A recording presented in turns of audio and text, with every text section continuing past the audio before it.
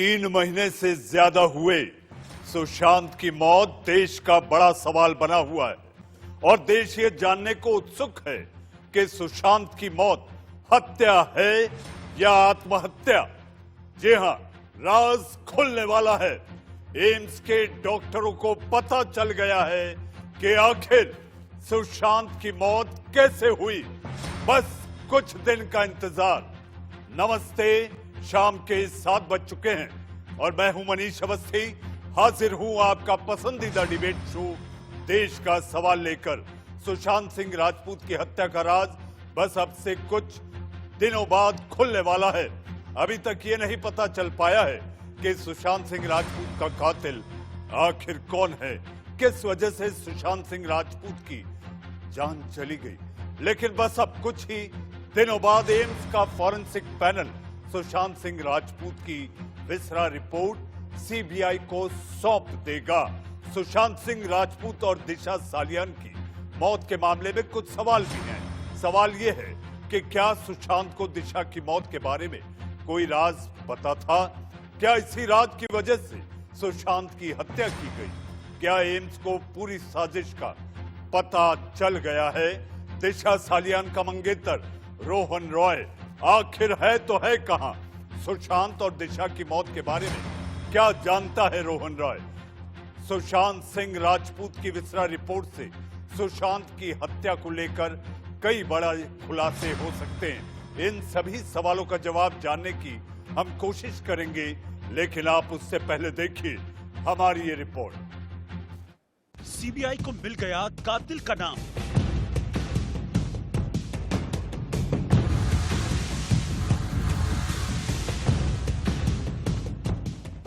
Forensic experts को मिल गए murder के सबूत।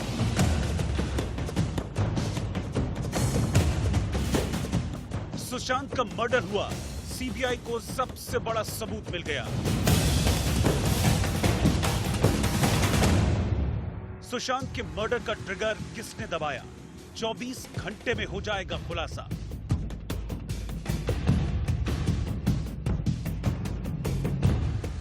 सुशांत की खूनी खुराक का क्या है राज? सीबीआई और एम्स की टीम बताएगी सारी बात।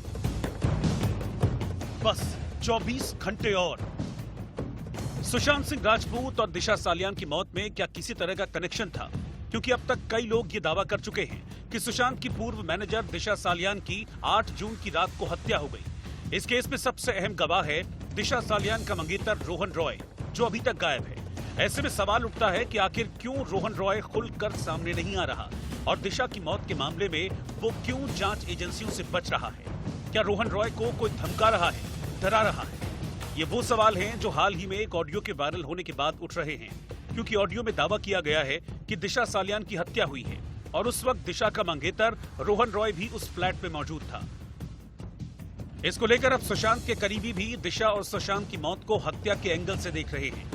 जब दिशा को उठा के नीचे फेंका गया तो पुलिस आई, तो पुलिस ने क्या ये 14 लोगों का मेडिकल चेकअप कराया? सबने दारू पिया था, सोशल डिस्टेंसिंग नहीं किया? क्या उन पे कार्रवाई की है कि मास्क पहने नहीं थे, दारू पी रहे थे, पार्टी चल रही थी? क्या म्यूजिक सिस्टम को जब्त किया? कुछ भी नहीं किया। इसको सिंपल उन्होंने सुसाइड घोषित कर दिया। क्यों? क्योंकि जो उस पार्टी में मौजूद थे, जो पॉलिटिशियन मौजूद थे, जो फिल्म हस्ती मौजूद थे, उनको बचाने का काम मुंबई पुलिस कर रही थी। ऐसे में सवाल यह है कि क्या सुशांत सिंह राजपूत को अपनी पूर्व मैनेजर दिशा सालियान की मौत के बारे में कोई गहरा राज पता था? 14 जून को सुशांत सिंह राजपूत की मौत हुई। मुंबई पुलिस ने इसे आत्महत्या घोषित कर जांच शुरू कर दी। लेकिन 42 दिन बाद जब सुशांत के पिता ने पटना में एफआईआर दर्ज करवाई तो उसने इस केस की दिशा और दशा बदल कर रख दी। जिस केस की जांच 42 दिनों से आत्महत्या के एंगल से हो रही थी, उसने हत्या का रंग ओढ़ लिया और फिर इसमें दखल दिया सीबीआई ने।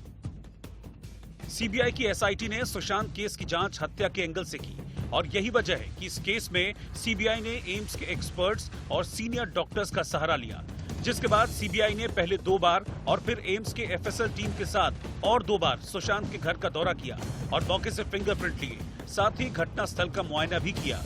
सीबीआई के साथ एम्स की टीम इस केस की फॉरेंसिक जांच कर रही है और अगले 24 घंटे इस केस के लिए काफी अहम हैं, क्योंकि अगले 24 घंटे में सुशांत सिंह राजपूत की मौत का सच सामने आ सकता है। मंगलवार को एम्स की टीम सुशांत की पोस्टमार्टम विसरा रिपोर्ट पर बैठक करने वाली है। इस बैठक के बाद एम्स की फॉरेंसिक टीम अपनी रिपोर्ट सीबीआई की एसआईटी को सौंपेगी। एम्स की फॉरेंसिक टीम की रिपोर्ट को सीबीआई अपनी अब तक की जांच से मिलाएगी। इसके बाद सीबीआई की टीम सुशांत की मौत का सच दुनिया के सामने लाएगी। एम्स के 3 सदस्यीय डॉक्टरों की टीम ने सीबीआई के साथ मिलकर सुशांत के बांद्रा वाले घर का दौरा किया था और कई अहम सबूत इकट्ठा किए थे।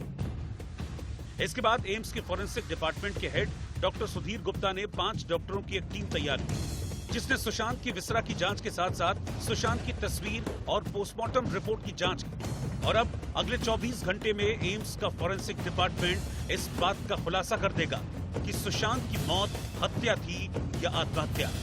Bureau report, India news. जी हाँ, इससे पहले कि हम अपनी बहस की ओर आगे बढ़े, इस वक्त आ रही है बड़ी खबर जया शाह से पूछताछ में हुआ है बड़ा खुलासा। एनसीबी के हाथ लगी जया शाह की ड्रग चैट, अभिनेत्रियों से ड्रग चैट सामने आई। इस वक्त की सबसे बड़ी खबर, अभिनेत्रियों का नाम एस और एन से शुरू होता है। सीबीडी ऑयल और एमडी को लेकर है चैट। जया शाह से आज लगातार एनसीबी ने 4 घंटे से ज्यादा पूछताछ की है, जिसमें ये चैट बताती है कि जया शाह, जो कि ये माना जा रहा है कि बॉलीवुड में ड्रग सप्लाई को लेकर किंगपिन की भूमिका भी निभाती थी। इस वक्त की सबसे बड़ी खबर, जया शाह आपके टीवी स्क्रीन पर ये वो व्हाट्सएप चैट हैं जिसमें एनसीबी को पता चला है कि जया शाह लगातार बॉलीवुड के इस ड्रग्स के दलदल में लगातार कई बड़ी अभिनेत्रियों को, जिनके नाम की शुरुआत एस और एन से होती है, ड्रग्स को लेकर चैट कर रही हैं।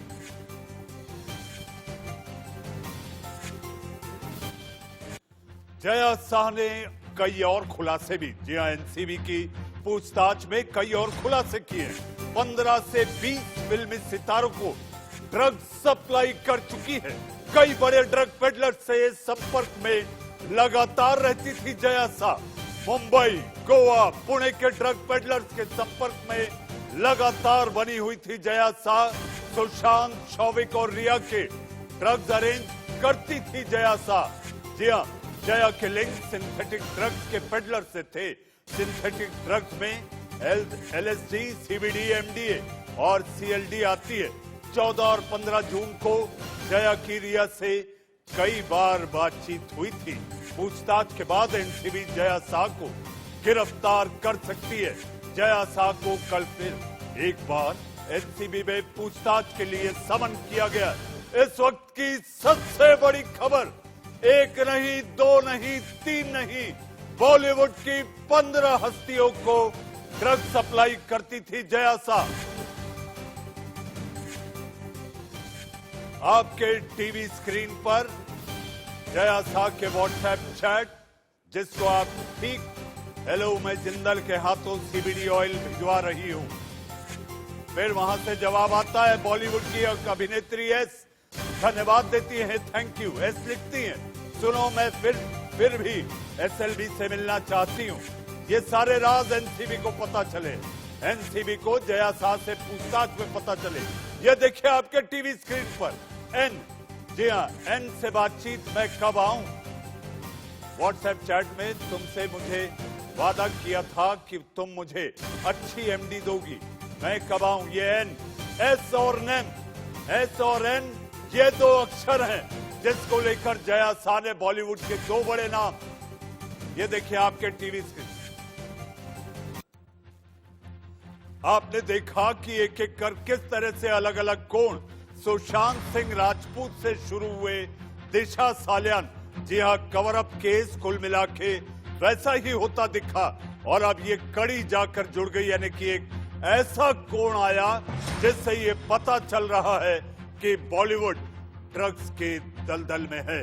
हमारे साथ मेहमानों का एक बड़ा पैनल है।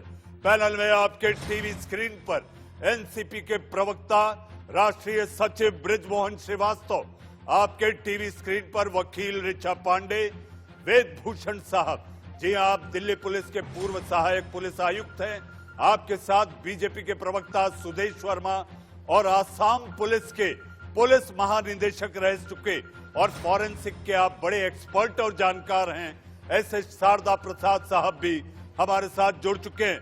हमारे साथ बृजमोहन श्रीवास्तव जी हैं। जी हाँ, मैं एम्स की रिपोर्ट पर आऊंगा, लेकिन इस वक्त जो आपके टीवी स्क्रीन पर जया शाह ने जो एनसीबी की पूछताछ में खुलासे किए हैं, उस पर सवाल है बृजमोहन जी। बॉलीवुड, कल भी आप मेरे इस कार्यक्रम देश का सवाल में थे। बृजमोहन जी, एक एक कर जो खुलासे हो रहे हैं, ये बताता है कि बॉलीवुड पूरी तरह से ड्रग्स के दलदल में फंसा दिखाई दे रहा है।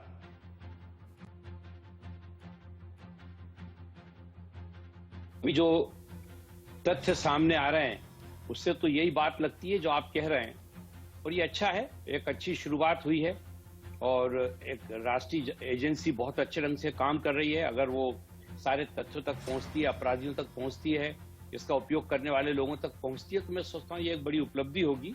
और हम सब लोग भी चाहते हैं कि इस प्रकार का जो ड्रग टेररिज्म है वो किसी भी हालत में देश में समाप्त होना चाहिए, और इससे जो हमारी नौजवान पीढ़ी प्रभावित हो रही है उसके ऊपर जो विपरीत प्रभाव पड़ रहा है वो रुकना चाहिए। हर परिवार में आज ये चिंता है। जब से ये मुद्दा देश में चर्चा में आया है, जितने लोग अपने बच्चों को मुंबई भेजते थे, उन सारे लोगों के परिवारों में इस समय सबसे बड़ी चिंता का विषय ये बन गया है कि अगर हम अपने बच्चे को भेजेंगे तो वहाँ का माहौल पता नहीं क्या है, कैसा होगा, क्या होगा। तो ये मैं सोचता हूँ कि मुंबई के लिए भी बहुत अच्छा हो रहा है, इस प्रकार की जांच होती है और इस प्रकार से अगर सारे लोग सामने आते हैं तो ये मुंबई के लिए भी एक बड़ी उपलब्धि होगी। देश के लिए। जी, मेरा आपसे एक छोटा सवाल है। बहुत बड़ी उपलब्धि होगी, हम सब चिंतित हैं हमारी अगली पीढ़ी के लिए, लेकिन मेरा सवाल आपसे है, आखिर मुंबई पुलिस और महाराष्ट्र पुलिस क्या कर रही थी?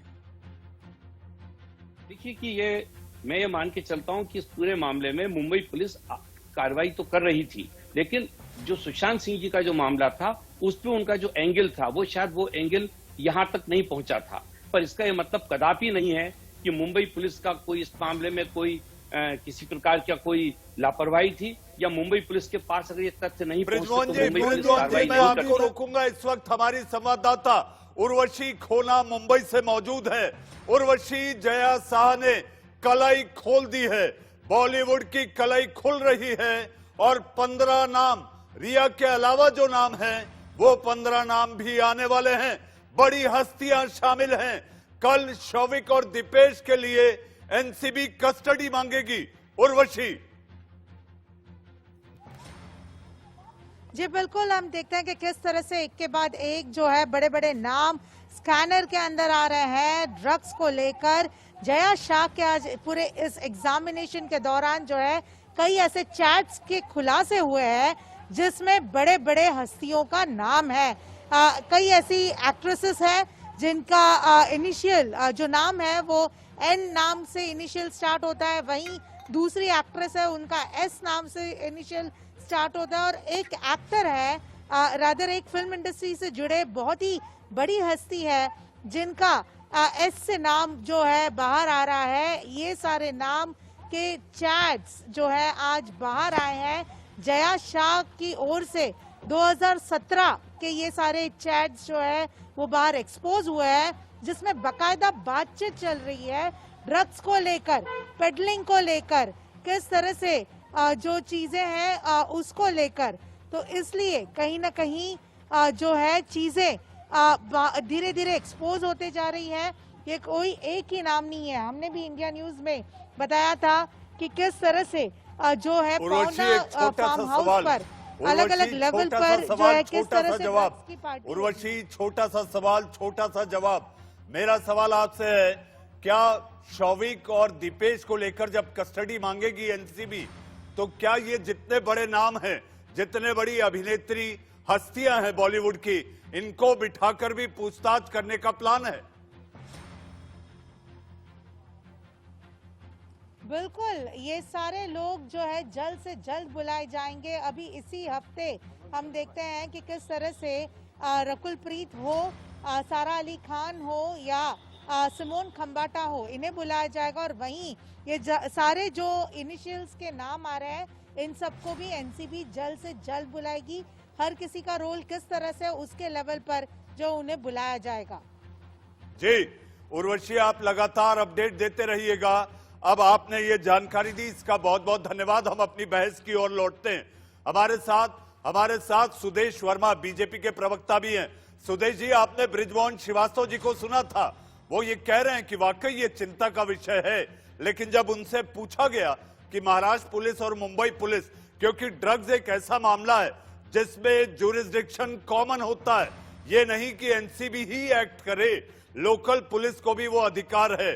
सुदेश वर्मा जी, आपकी भी सरकार रही वहां पर, आखिर इतना बड़ा जाल बनता चला गया मुंबई में और सरकार और पुलिस को इस बात की भनक नहीं लग पाई?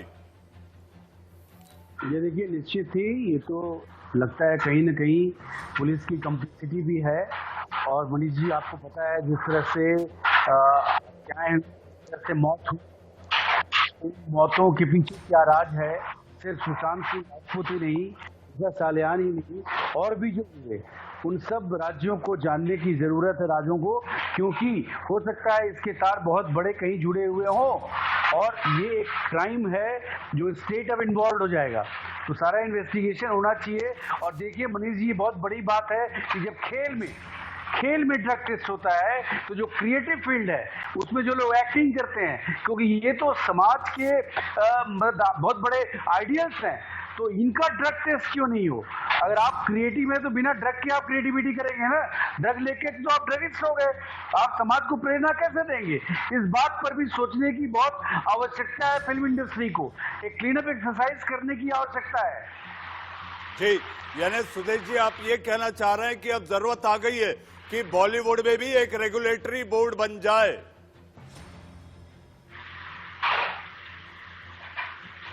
आवाज नहीं आ रही मनीष जी आपकी। सुदेश जी, मैं आता हूं आपके पास, अगर आप मेरा सवाल सुन पा रहे हैं।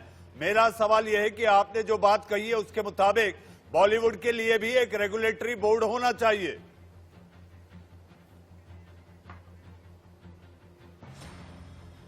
सुदेश जी की आवाज में कोई तकनीकी खामी है। हमारे साथ शारदा प्रसाद जी हैं। प्रसाद साहब, इस समय जिस जंजाल में, जिस दलदल में बॉलीवुड आपको उलझता हुआ दिखाई दे रहा है, क्या लगता है आपको? आखिर एक तरफ जहां मुंबई पुलिस का एक रिकॉर्ड यह है कि मुंबई पुलिस ने अंडरवर्ल्ड को पूरी तरह से नेस्तनाबूद किया, जमींदोज किया, लेकिन ड्रग्स का ये जो काला साया है, ये ड्रग्स के काले साये को आखिर पुलिस क्यों नहीं कंट्रोल कर पा रही?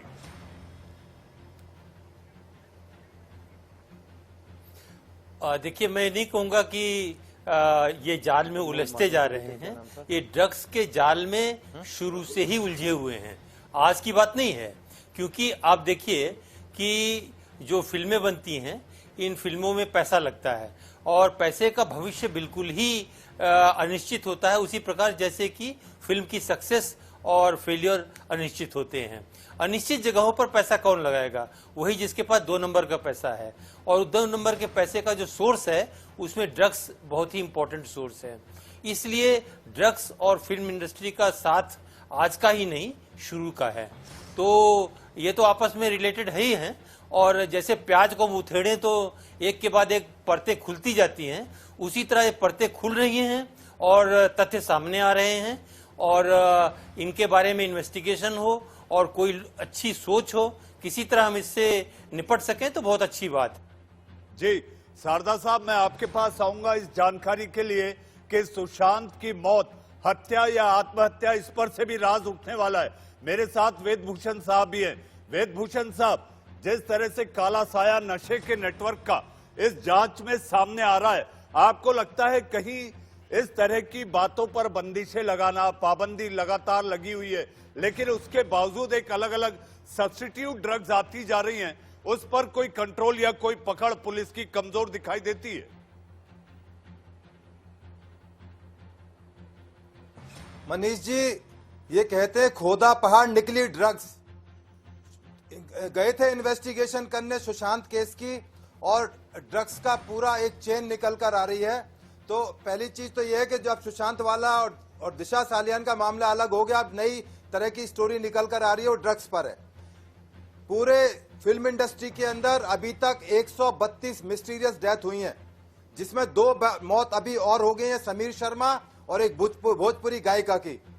आपको याद होगा गुरदत्त, परवीन बाबी, श्रीदेवी, तमाम शराब के नशे और एलिगेशन दुनिया भर के, प्रमोद महाजन, संजय दत्त, कितने लोग ड्रग्स और शराब ने फिल्म इंडस्ट्री को बर्बाद कर दिया। प्रमोद महाजन नहीं, दुख की बात यह है कि मैं आपको करेक्ट करना चाहूंगा, प्रमोद महाजन का नाम न लिया जाए। प्रमोद महाजन से कोई लेना देना नहीं है। प्रमोद महाजन जी के बेटे, प्रमोद महाजन जी के बेटे का नाम ले रहा हूं, राहुल महाजन। संजय दत्त का नाम उससे जुड़ा हुआ है। दुख की बात यह है कि एनसीबी जिसका काम पूरे हिंदुस्तान के अंदर ड्रग्स को रोकना है, उनके सप्लायर की चेन को काटना है। ये आप बॉम्बे पुलिस की बात कर रहे थे, मैं कह रहा हूं एनसीबी फेलियर है कतई। पूरे हिंदुस्तान में ड्रग्स का जाल फैला हुआ है। पंजाब के अंदर उड़ता पंजाब, पूरा नॉर्थ ईस्ट ड्रग्स के नशे के अंदर है, शराब के कारोबार के अंदर है। तो केवल एक डिपार्टमेंट पुलिस के ऊपर ही केवल उंगली ना उठाएं, पूरा एक डिपार्टमेंट जिसके लिए बनाया गया था वो तमाम फेल हो चुका है, कोई बड़ी रिकवरी नहीं हुई है। अब आते हैं बॉम्बे वाले इसी केस के अंदर, अभी 1300 कुंटल रिकवरी हुई बेंगलोर के अंदर गांजा की। इस केस में अब तक कितनी रिकवरी हुई? मात्र 57 ग्राम और एक 17 ग्राम। मतलब हंसी आती है रिकवरी को देखकर, एक बड़ा जोक लगता है कि बड़े बड़े नाम आ रहे हैं, रिकवरी कुछ नहीं। एंड यूजर को अरेस्ट किया गया, जहां से चेन आनी थी, जो सप्लायर थे वो आराम से कहीं मौज कर रहे हैं, वो कहीं भाग गए होंगे, छिप गए होंगे। तो ये सारी कहानी हवा हवाई है, इसमें निकल के मनीष जी अभी तक कुछ नहीं आया है और 0 सन्नाटा जी, इसके अलावा इस और कुछ नहीं है। अभी जहां तक सवाल है कि वो जो एम्स की रिपोर्ट आनी है, उस रिपोर्ट में क्या आएगा, वो रिपोर्ट कंक्लूसिव होगी। यदि ये मान लिया जाए थोड़ी देर के लिए कि उस रिपोर्ट के अंदर ये आता है कि उनको ड्रग्स दिया गया या उनको पॉइजन दिया गया, अब ड्रग्स दिया गया तो नई कहानी शुरू होगी, क्योंकि रिया चक्रवर्ती तो 8 तारीख को घर छोड़कर चली गई थी, तो कौन ड्रग दे रहा था? अब रिया चक्रवर्ती ने जो एफआईआर दर्ज कराई है, उन्होंने सीधे सीधे उनकी बहन पर एलिगेशन लगाया है कि आरएमएल हॉस्पिटल के डॉक्टर की रिकमेंडेशन पर उनको ड्रग्स दी गई जो कि प्रोहिबिटेड थी। तो एक नई स्टोरी, एक नया पक्ष शुरू होगा। पर सुशांत की मौत पर सवाल है, वो सवाल आज भी खड़े हुए हैं, उसमें एक कदम भी सीबीआई आगे नहीं बढ़ पाई है। जी हाँ, मुझे ऐसा लगता है वहीं थे, आगे कहीं नहीं गए सीबीआई। वेदभूषण साहब, यही तय नहीं हो पाया। मुझे ऐसा लगता है कि सीबीआई को इंतजार है फॉरेंसिक रिपोर्ट का। Forensic report plus CBI report is equal to result of Sushant Singh Rajput death case होगा, ऐसा मुझे लगता है। हमारे साथ ऋचा पांडे जी हैं। हम भी चाहते हैं मनीष जी के सच्चाई सामने आए, दुनिया के सामने सच्चाई आए। जी हाँ, सच का इंतजार आपको भी है और सारे देश को भी। दिशा सालियान की मौत कैसे हुई, कौन लोग जिम्मेदार थे, क्या उसका मर्डर किया गया, बाद में उसको फेंका गया, क्या उसका दिशा के साथ रेप हुआ? जी जी, वेदभूषण साहब आऊंगा आपके पास। हमारे साथ ऋचा पांडे जी हैं। ऋचा पांडे जी, ऋचा जी, जिस तरह से ड्रग्स को लेकर बात आ रही है, ड्रग्स के नेटवर्क को लेकर आ रही है, जया शाह ने आज कुछ खुलासे किए हैं, इसके अलावा शौविक, दीपेश सावंत, रिया के अपने खुलासे। हम आपसे जानना चाहते हैं कि जिस तरह से जो नाम सामने आ रहे हैं, कानून के प्रावधान के तहत जिस तरह से 3-4 चीजें होती हैं, एक बाल होता है जिसके तहत आप 90 दिन तक बाल को निकालकर अगर उसकी जांच की जाए तो पता चल सकता है कि ड्रग्स ली गई थी या नहीं। फिर खून होता है और पेशाब होता है जो 3-4 दिन का केस होता है। ऐसे में ये जो नाम आ रहे हैं, आपको लगता है केवल नाम आने से ही ये एस्टेब्लिश हो पाएगा कि ये लोग ड्रग्स का सेवन करते थे, या इनको टेक्निकली प्रूव करना मुश्किल होगा?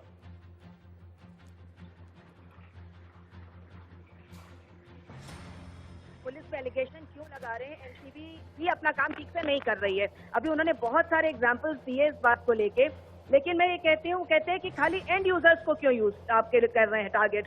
तो आपको ये पता होना चाहिए कि एनडीपीएस एक्ट सेक्शन 42 क्या कहता है कि अरेस्ट और search can be done by the reasonable reason by the anyone, और इसमें खुलासे होंगे, नाम सामने आएंगे।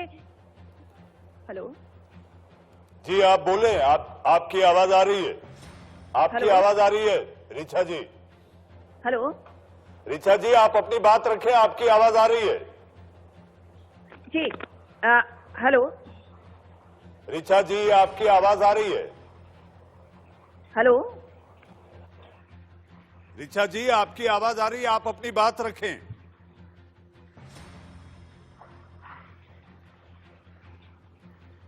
हमारे साथ फॉरेंसिक एक्सपर्ट जी हाँ शारदा प्रसाद साहब है। प्रसाद साहब, आपसे जानना चाहेंगे, ये जितने बड़े नाम आ रहे हैं, अगर इनको बिठाकर पूछताछ भी होती है तो क्या अदालत में ये प्रूफ करना डिफिकल्ट नहीं होगा, क्योंकि आपके पास वो टेस्ट और आधार नहीं होंगे?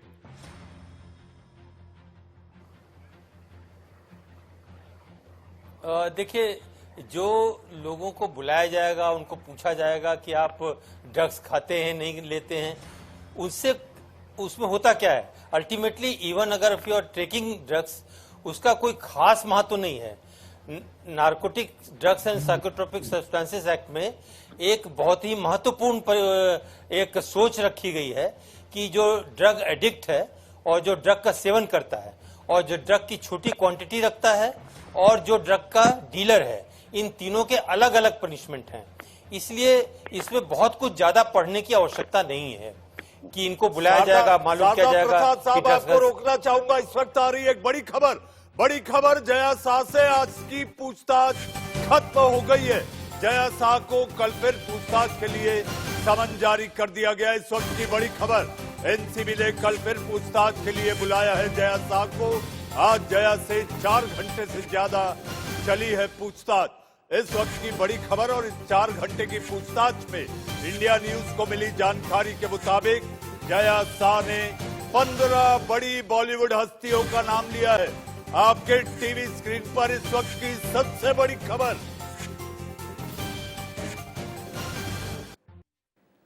जी हां, सुर्खियों के बाद आपका फिर एक बार स्वागत है। इससे पहले कि हम अपनी बहस की ओर आगे बढ़े, इस वक्त आ रही है एक और बड़ी खबर। एनसीबी ने सेशंस कोर्ट में याचिका दाखिल की। याचिका में दीपेश और शौविक से फिर पूछताछ की मांग। एनसीबी की जांच के दायरे में 2 अभिनेत्रियों को लेकर पूछताछ करना चाहती है एनसीबी। कल इस मामले में होगी बड़ी सुनवाई। फिलहाल शौविक और दीपेश जेल में है बंद। इस वक्त की बड़ी खबर, कल इस मामले में बड़ी सुनवाई होगी जिसके तहत एनसीबी 2 बड़ी अभिनेत्रियों से पूछताछ करना चाहती है। और पूछताछ के लिए जरूरी है दीपेश और शौविक का भी सामने होना। इस वक्त की सबसे बड़ी खबर। जी हाँ, आगे चलते हैं हम अपनी बहस की ओर, और हमारे साथ मेहमान लगातार बने हुए हैं। मेहमान में ब्रिजमोहन श्रीवास्तव जी, ऋचा पांडे जी, शारदा प्रसाद जी, सुदेश वर्मा जी और वेदभूषण जी। वेदभूषण जी, कल एनसीबी शौविक और दीपेश सावंत की कस्टडी की मांग करेगी। एनसीबी चाहती है कि ये 2 बड़ी अभिनेत्रियों को आमने सामने बिठाकर पूछताछ की जाए। वेदभूषण जी। मनीष जी, बिल्कुल सही है। यदि एनसीबी को लगता है कि दोनों को कन्फ्रंट कराने पर, आमने सामने बैठाकर पूछताछ करने पर, किसी नतीजे पर, निष्कर्ष पर एनसीबी पहुंच सकती है कि ड्रग्स की कहां से सप्लाई हो रही थी, कौन एंड यूजर था। अभी जैसे शारदा प्रसाद साहब ने बिल्कुल ठीक कहा, ये केवल बहुत पैटी क्राइम की कैटेगरी में आता है कि यूजर्स हैं। मेन जो इश्यू है वो ड्रग की सप्लाई कहां से हो रही थी। ये जो नाम बड़े बड़े हीरोइन, जो कि फिल्म इंडस्ट्री में हर एक बड़े बड़े नाम हैं, इनके साथ बड़ी बड़ी ख्याति, पैसा जुड़ा हुआ है, तो इसलिए एक बहुत बड़ा मैसेज जाता है समाज के अंदर। ऐसा लगता है जैसे हमारा सारी फिल्म इंडस्ट्री ड्रग्स के ऊपर आधारित है, जबकि ऐसा नहीं है। बहुत अच्छे अच्छे आर्टिस्ट, कलाकार हिंदुस्तान में टॉप पर हैं, जिन्होंने कभी शराब भी नहीं पी और बहुत टॉप पर मुकाम पर पहुंचे हैं। तो इसलिए ये कह देना कि सारी फिल्म इंडस्ट्री ड्रग्स में डूबी हुई है, ऐसा नहीं है। ये एक नए खुलासे करे जा रहे हैं। ऐसा आपका चैनल तो अच्छा चैनल है, फिर कुछ चैनल तो ऐसे हैं कि हर घंटे में नया खुलासा करते हैं। खुलासों की बाढ़ आ गई है। एनसीबी ने भी कोई इतना बड़ा खुलासा नहीं किया, सीबीआई ने भी नहीं किया, ईडी ने भी नहीं किया, परंतु बहुत सारी चीजें ऐसी आ रही हैं, ऐसा लगता है कि बस अब अरेस्ट होने वाली हैं। जो सही सुशांत की इन्वेस्टिगेशन चल रही थी, सीबीआई इन्वेस्टिगेट कर रही थी, शायद उसमें बड़ी कामयाबी होने वाली है। लोग बड़ी उत्साह से देखते हैं, पर वो खोदा पहाड़ निकली चुहिया निकल के कुछ नहीं आ रहा है। ये बड़ी दुख की बात है। तो अभी सीबीआई को काम करने दें, उनको थोड़ा टाइम दें। जी वेदभूषण साहब, हमारे साथ सुदेश जी हैं। सुदेश जी, आपको मेरी आवाज मिल रही है? जी मिल रही है, जी मिल रही है मनीष जी। सुदेश जी, आपसे जब उस वक्त मैंने सवाल किया था, सवाल आपसे ये था कि क्या आपको लगता है बॉलीवुड के लिए भी एक रेगुलेटरी अथॉरिटी बना देनी चाहिए?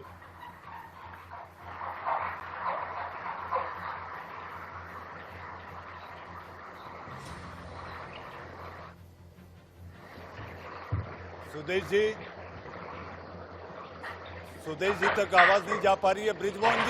ब्रिजमोहन जी, बीजेपी प्रवक्ता सुदेश वर्मा के मुताबिक मुझे ऐसा लगता है, उनका यह मानना है कि बॉलीवुड के लिए भी एक रेगुलेटरी अथॉरिटी होनी चाहिए। क्या आप इस बात के पक्षधर हैं? देखिए कि हम लोग उस हर बात के पक्षधर हैं जिससे चीज को अच्छा किया जा सके और बुराइयों को दूर किया जा सके और अपराधों को नियंत्रित किया जा सके, जिससे कि आम आदमी अपने आप को सुरक्षित महसूस करे और उसको एक अच्छा वातावरण मिले। अगर ऐसा कुछ भी होता है जिससे कि अगर इन सारी चीजों को रोका जा सकता है, तो मैं सोचता हूं उसमें हाँ ही है हम लोगों की तरफ से, ना कहने का तो कोई प्रश्न नहीं उठता। मैं इस मौके पे एक बात जरूर आपके माध्यम से कहना चाहता हूं कि लगातार इस बात को अब पूरी पैनल ने इस मुद्दे को बहुत गंभीरता से इस पे विचार विमर्श किया है और हम सभी लोग शायद इस बात पे सहमत भी है कि जिस प्रकार से कहा जा रहा है उतना सब कुछ इस फिल्म इंडस्ट्री में इतना नहीं है कि सारे लोग सिर्फ ड्रग ही लेते हैं या सारे लोग नशे में ही रहते हैं। ये जो एक नरेशन पैदा किया गया है, जिस प्रकार से सारी बातें लोगों की ब्रिजमोहन जी, आपकी सरकार है, आपकी सरकार के मंत्रियों को शायद आप ये सुझाव देंगे तो मुझे लगता है इसका लाभ बॉलीवुड के साथ साथ सारे देश भर से सपने लिए उस माया नगरी में जब वो युवा पहुंचता है तो उसका लाभ उसको भी होगा। हमारे साथ ऋचा पांडे जी है। ऋचा जी, आपकी आवाज नहीं आ पा रही थी। मेरा सवाल, अगर आपको याद हो, मैंने आपसे कहा था कि जिस तरह से एनसीबी पूछताछ करना चाहती है, उस पूछताछ में आपको लगता है कि जब पूछताछ होगी तो केवल आखिरी कड़ी का पता चलेगा या वो लोग जो ड्रग्स का सेवन करते रहे वो अदालत में भी कहीं प्रूफ कर पाएंगे? क्लियर होगा। खाली आखिरी कड़ी ही नहीं, जो ले रहे हैं, जिन्होंने सप्लाई किया है, हर प्रकार से हर चीजों ओपन होंगी इसमें, क्योंकि एनसीबी किसी भी स्टेज पे किसी से कुछ भी इन्वेस्टिगेट कर सकती है। आप एनडीपीएस एक्ट में उठा के देखते, सेक्शन 67 में देखिए कि कोई भी अगर लगता है, वो उससे कंसर्न बनना नहीं है लेकिन वो इन्फॉर्मेशन कुछ प्रोवाइड कर सकता है, तो बिल्कुल उसको पूछ सकते हैं, उससे कहीं भी किसी भी स्टेज पे इन्वेस्टिगेट कर सकते हैं और उससे रिजल्ट 100% बाहर आएंगे और इससे बड़ा खुलासा होगा और बहुत चीजें सामने आएंगी जो अनएक्सपेक्टेड है।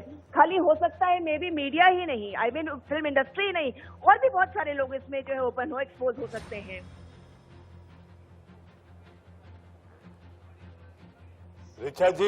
ऋचा जी, मेरा आपसे दूसरा सवाल है। मेरा सवाल ये कि एनसीबी अब चाहती है शौविक और दीपेश को बिठाकर जो दो बड़ी अभिनेत्रियों का नाम आया है उनके साथ पूछताछ करवाई जाए ताकि एनसीबी को और बड़े नामों का खुलासा हो। बिल्कुल वो पूछताछ कर सकते हैं। इसमें अभिनेत्री, नेता, अभिनेता, खिलाड़ी या कोई भी इन्वॉल्व होगा उससे पूछताछ कर सकते हैं। इसमें कोई जरूरी नहीं है कि नहीं स्पेसिफिक वही हो सकता है। ड्यूरिंग इन्वेस्टिगेशन, ड्यूरिंग पूछताछ जो है कोई नया नाम आ रहा है तो बिल्कुल उसको बुला के पूछ सकते हैं, वो किसी भी टाइम पूछ सकते हैं। कोई जरूरी नहीं कि इसके लिए सम्मान भेजें या पहले कोर्ट से परमिशन लें। बिल्कुल इसमें एनडीपीएस एक्ट में बिल्कुल एनसीबी के पास पावर्स हैं। जी वेदभूषण साहब, आप कुछ कहना चाहते हैं? मुझे सुदेश वर्मा जी के भी पास जाना है। वेद साहब, आप अपनी बात रखें। हाँ मनीष जी, जो आपने अभी सुझाव दिया रेगुलेट करने के लिए, मैं आपका ध्यान आकर्षित करना चाहूंगा कि स्पोर्ट्स के क्षेत्र के अंदर, खेल के क्षेत्र के अंदर पूरे हिंदुस्तान में नहीं पूरे वर्ल्ड में हर एक कंट्री में डोपिंग को रोकने के लिए कमेटीज बनी हुई है, कानून बने हुए हैं। क्या पूरे वर्ल्ड के अंदर हम डोपिंग को रोक पाए?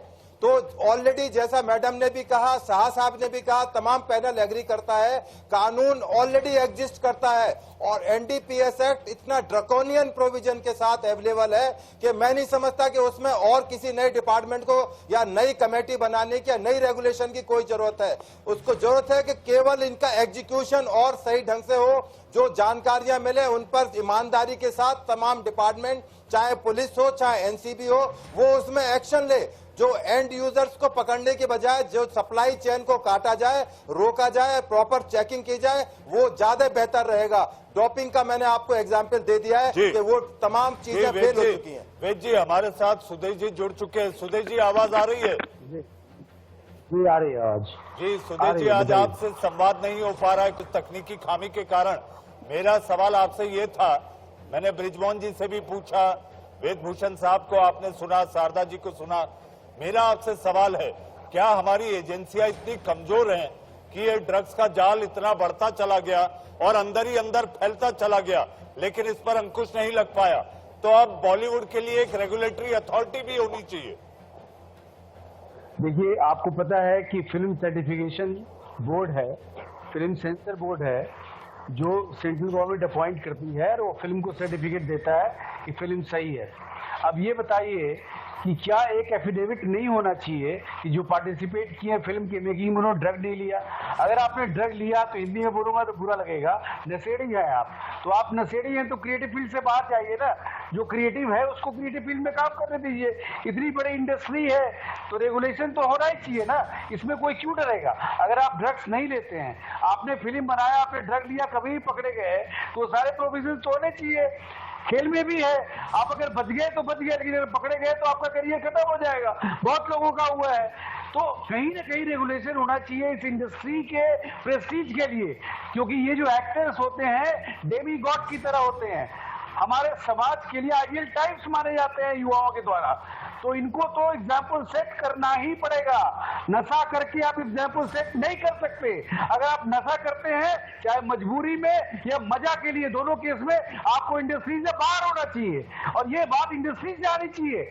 इंडस्ट्री से लोग क्यों नहीं बोल रहे हैं ये बताइए? इतने बड़े बड़े शख्सियत है, उनको आना चाहिए, कंडेम करना चाहिए, बोलना चाहिए। क्यों चुप है वो लोग? हम तो इंतजार कर रहे हैं, क्योंकि मैं इन्वेस्टिगेशन के बारे में नहीं बोल सकता।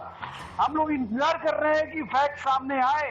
दो मुद्दा है, एक तो सुशांत सिंह का मर्डर हुआ, आत्महत्या हुआ, सुदेश जी, का भी लिंक्ड है। सुदेश जी, चूंकि इस वक्त बड़ी खबर आई थी तो हमने हमारी बहस जो कि बहुत जल्द सुशांत की मौत से पर्दा उठने वाला है, इसको लेकर थी। लेकिन ये बड़ी खबर थी और इस बड़ी खबर को लेकर जो चर्चा सामने आई उसके मुताबिक यहाँ पर पक्ष भी और विपक्ष भी, जी हाँ, बृजमोहन जी को लगता है कि हाँ, इस तरह का सुझाव सरकार को देंगे।